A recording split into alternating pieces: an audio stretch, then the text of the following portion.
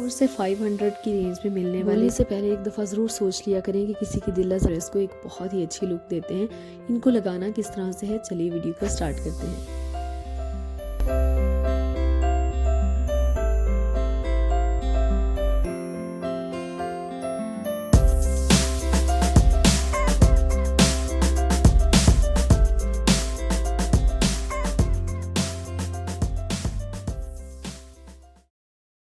अस्सलाम वालेकुम, welcome back to my YouTube channel. कैसे हैं जी आप सब? आई होप आप सब ठीक होंगे। अल्हम्दुलिल्लाह मैं भी बिल्कुल ठीक हूँ। आज की जो वीडियो है वो एक ड्रेस डिज़ाइनिंग के ऊपर, कह लें कि एक पूरे ड्रेस की ही मैं आपको मोटी मोटी सी डिज़ाइनिंग जो है वो बता दूंगी कि हम एक सिंपल ड्रेस को किस तरह से एक बहुत ही अच्छा लो है ना वो लुक दे सकते हैं। मेरे पास ये सफ़ायर का ड्रेस है, 3 पीस ये ड्रेस है। इसका जो प्रिंट है ट्राउज़र का और शर्ट का वो सेम है और इसके साथ सिल्क का बहुत ही खूबसूरत सा दुपट्टा है। इसके साथ बॉर्डर दिया हुआ था। तो पहले तो मैं सोचती हूँ हमेशा कि इस ड्रेस को मैं डिज़ाइन किस तरह से करूँगी।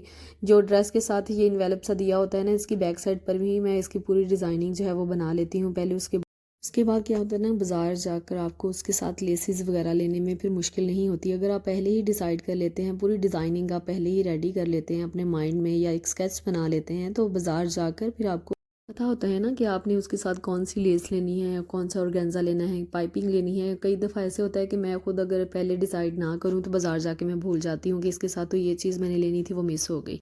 सूट मैंने आपको दिखा दिया है, इस तरह से 3 पीस सूट है और साथ सिल्क का दुपट्टा है। और ये जो मैंने इसके साथ डिज़ाइनिंग के लिए ये नेक और दामन के पैचेस जो थे वो मैंने बाज़ार से ही लिए थे। पहले ही मैंने सोच लिया था कि इस तरह का ही मैं ये ड्रेस जो है वो डिज़ाइन करने वाली हूँ। तो बाज़ार जब मैं गई तो मुझे एग्जैक्ट शेड जो है वो जाते ही मिल गई थी, मुझे ज़्यादा नहीं घूमना पड़ा। 450 का वो मुझे बोल रहा था कि ये 450 के आपको पैचेस मिलेंगे, जिसमें 2 दामन के पैचेस आ गए और एक नेक का पैच था। लेकिन बार्गेनिंग करने के बाद उन्होंने मुझे 400 का ये पैच जो था वो दे दिया था। लेके मैं घर आ गई। इसके साथ मैंने और कोई लेस नहीं ली क्योंकि इसमें ये लगाने के बाद किसी चीज़ की ज़रूरत नहीं थी। कोई भी ड्रेस आप जब भी डिज़ाइन करते हैं तो उसमें जब किसी भी चीज़ को आप ज़्यादा यूज़ करेंगे तो वो ड्रेस जो है वो भरा भरा जो सा लगेगा। जितना कम आप डिज़ाइनिंग करेंगे तो वो उतनी ही ज़्यादा प्रोमिनेंट होगी।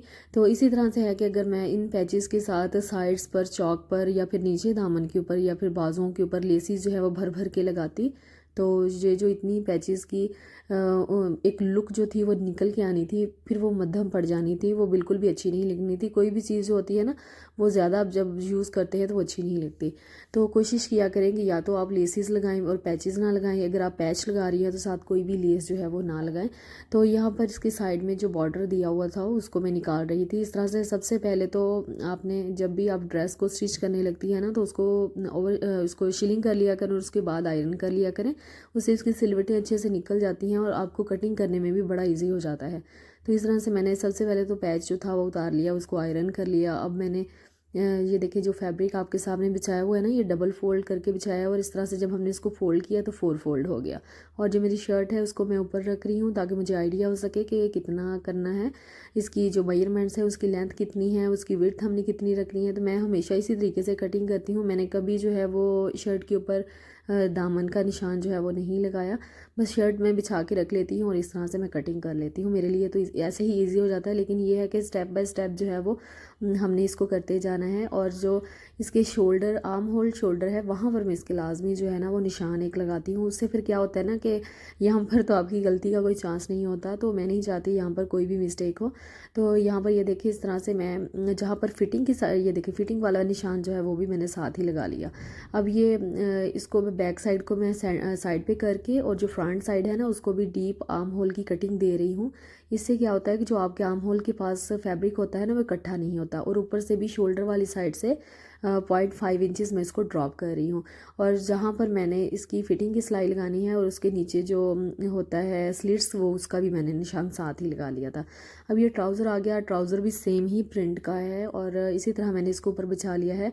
कई दफ़ा ऐसे होता है कि मैं कटिंग जो है वो और तरीके से करती हूँ ट्राउज़र की, जैसे हम करते होते हैं ना कि फ्रंट साइड जो है वो हम 2 इंच एक्स्ट्रा रखते हैं नीचे वाली साइड से भी। लेकिन ज़्यादा आजकल जो मुझे कटिंग अच्छी लग रही है वो इसी तरह से है कि दोनों ट्राउज़र जो है ना फ्रंट साइड और बैक साइड जो है वो मैं सेम कट कर रही हूँ।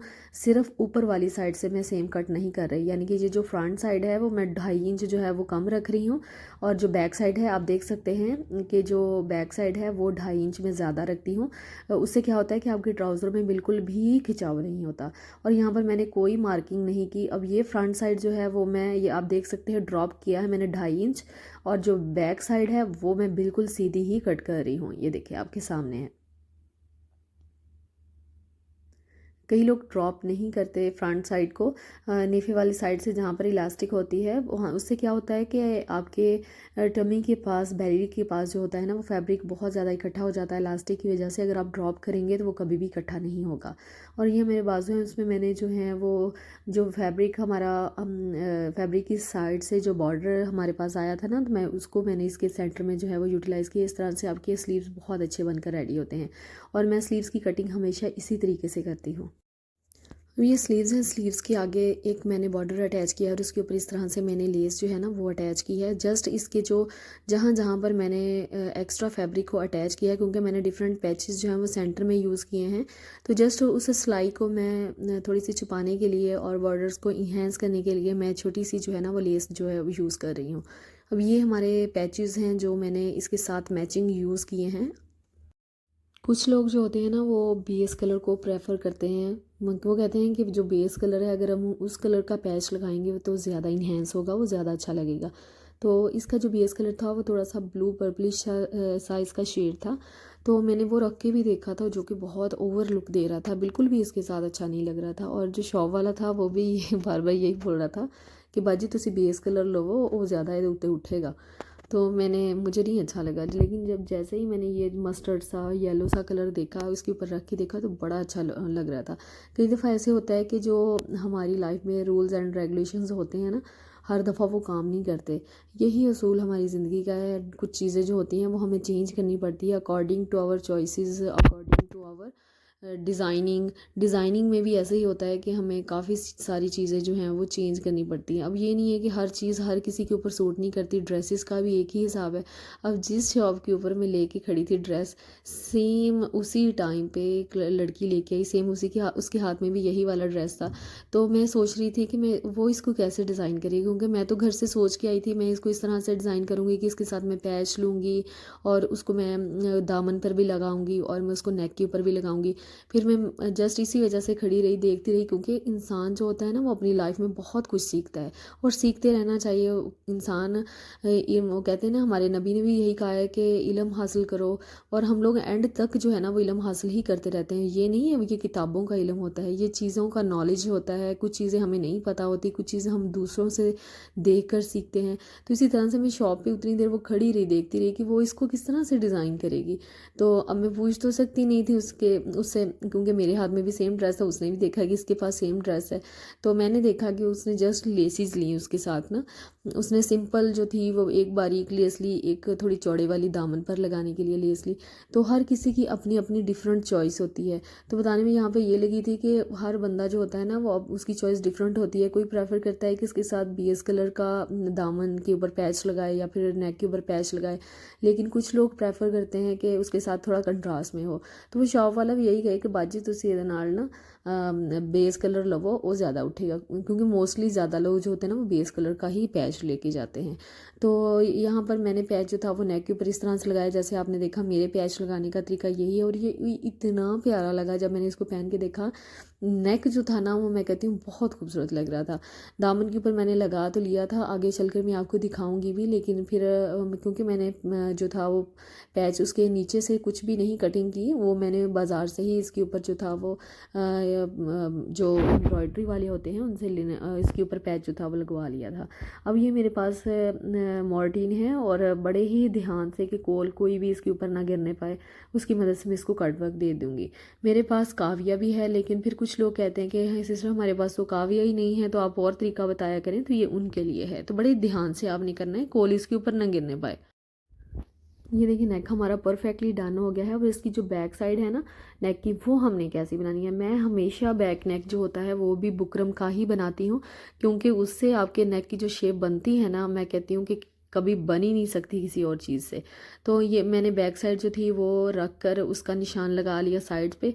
अच्छा, मैं कोई भी जो है ना, जब मैं अपना ड्रेस स्टिच करती हूँ बस मैं अपनी धुन में ही लगी रहती हूँ। ये मैं कोई वीडियो इस तरह से नहीं बना रही थी कि मैं वीडियो बना रही हूँ तो मैं प्रॉपर आपको बताऊँ। ये जिस तरह से मैं अपना ड्रेस स्टिच करती हूँ ना, ये वो तरीका मैं आपके साथ शेयर कर रही हूँ। अब ये एक्स्ट्रा फैब्रिक के ऊपर मैंने उसको रखा, उसकी साइड जो थी फोल्ड की। अब ये बैक साइड पे रखे इसको मैं इसके साथ स्टिच करके इसकी जो सेंटर से फैब्रिक जो है ना वो कट करके निकाल लूँगी और उसको पलट के फिर अब मैं बैक साइड को फ्रंट साइड के साथ अटैच करने वाली हूँ कि नेक जो है वो मैं कैसे अटैच करती हूँ। अब ये मैंने शर्ट को बिछा लिया सीधा और बैक साइड को मैंने रख दिया उल्टा। अब ये नेक में पलट कर फ्रंट साइड पर लेके गई और मैंने उसको अटैच कर लिया। ये देखिए इस तरह से क्या होगा कि बड़ी अच्छी नेक की शेप आती है। ये बोट शेप में है नेक। तो ये स्लीव्स अब मैं इसके साथ अटैच करने वाली हूँ। ये एक कमेंट आया था, इज़ना ख़ान ने ये कमेंट किया था, आप लोग खुद ही पढ़ लें और इसकी अकल का अंदाज़ा लगा लें कि रमज़ान के इस मुबारक महीने में भी ये इस तरह के कमेंट कर रही है। लास्ट वीडियो मैंने अपलोड की थी जिसमें मैंने आपको तरीका बताया था कि किस तरह से हम जो कलफ होती है, इसको अरारोट या कुछ और नाम शायद है, इस तरह भी कहते हैं, उसकी मदद से हम डिफरेंट जो है ना वो चीज़ें अपनी लाइफ की ईजी कर सकते हैं स्टिचिंग में। तो ये चीज़ मैंने भी किसी से सीखी, जिन्होंने जिससे मैंने सीखी, ज़ाहिर सी बात है उन्होंने भी किसी से सीखी होगी। तो ज़िंदगी के हर मामले में हम कुछ ना कुछ किसी ना किसी से सीखते रहते हैं।